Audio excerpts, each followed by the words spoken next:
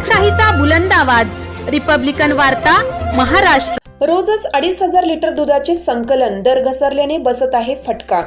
धावडा परिसरातील शेतकरी हैराण, भाव वाढवण्याची मागणी।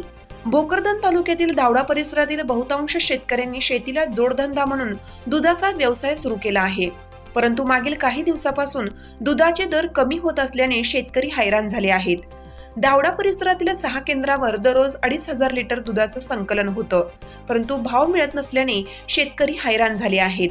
भोकरदन तालुक्यातील परिसरातील धावडा, भोरखेडा, वडोतांगडा, पोखरी, विझोरा, वाढोणा, जाळीचा देव, वालसावंगी, शेलूद, लिहा, पद्मावती, वडाळी, टाका, मेहगाव येथील शेतकरी मोठ्या प्रमाणात दुधाचा व्यवसाय करतात, परंतु दुधाचे भाव घसरत झाल्याने शेतकरी हैराण झाले आहेत।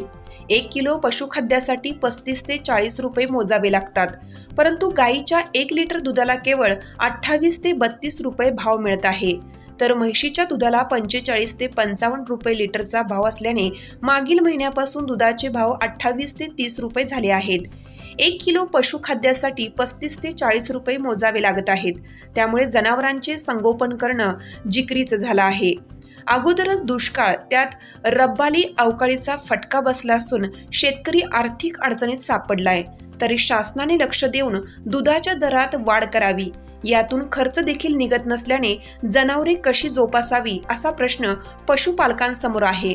तसेच कधी दुष्काळ तर कधी अतिवृष्टीमुळे चारा मिळत नाही, त्यामुळे अनेक जण जनावरे विक्रीस काढत आहेत।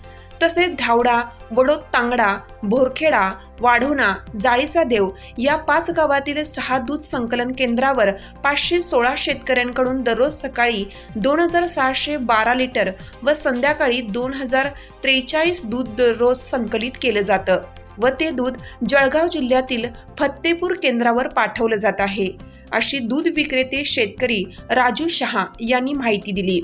रिपब्लिकन वार्ता महाराष्ट्र न्यूजसाठी भोकरदन प्रतिनिधी मजहर खान पठाण।